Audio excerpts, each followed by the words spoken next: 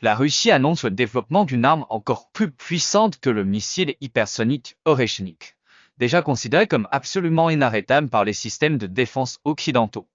Le vice-ministre des Affaires étrangères rappelle que si l'Oreshnik échappe à toute interception connue, alors imaginez ce que représentent les nouvelles armes, encore plus puissantes, que Moscou garde pour l'instant sous silence.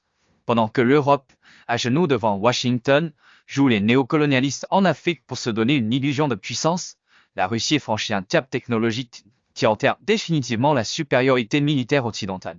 Bienvenue sur Poutine TV, la chaîne que les plateformes veulent te faire taire. Alors aimez, commentez, partagez massivement pour contrer la censure et que la vérité circule.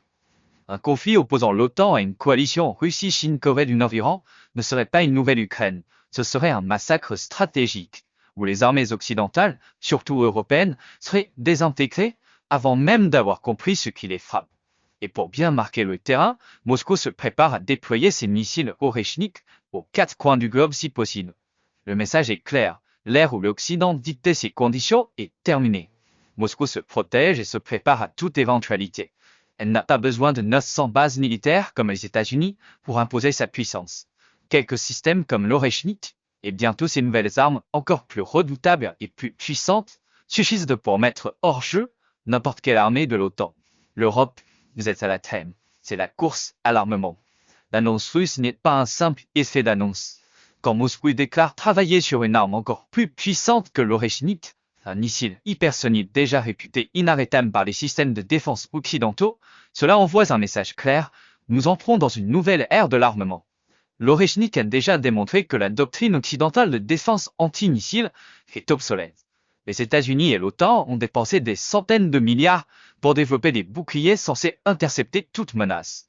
Or, face à l'hypersonique russe, ces boucliers deviennent inutiles.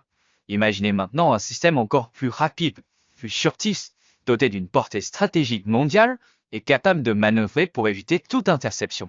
C'est une rupture technologique totale. Pendant ce temps, l'Europe s'illusionne. À genoux devant Washington, elle joue les néocolonialistes en Afrique, croyant renforcer son influence. Mais en réalité, sur le plan militaire, elle est dépassée. Les capitales européennes n'ont ni la capacité industrielle ni la volonté politique pour suivre la cadence imposée par Moscou et Pékin.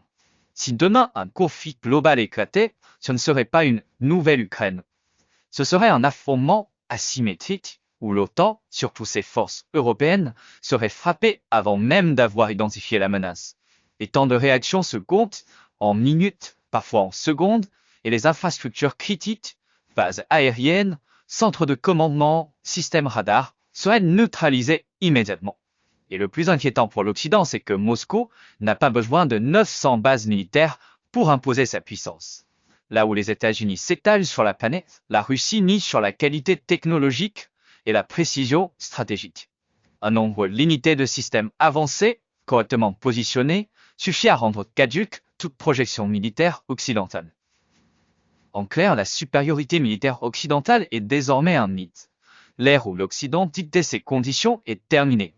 L'Europe, vous êtes à la traîne et la course à l'armement a déjà commencé. Mais Moscou a plusieurs longueurs d'avance. L'Occident peut continuer à rêver. Mais sur le terrain militaire, la Russie a déjà gagné la bataille technologique. Abonnez-vous à Poutine TV, mettez cette vidéo en favori, partagez-la partout. Plus ils nous censurent, plus on doit être visible.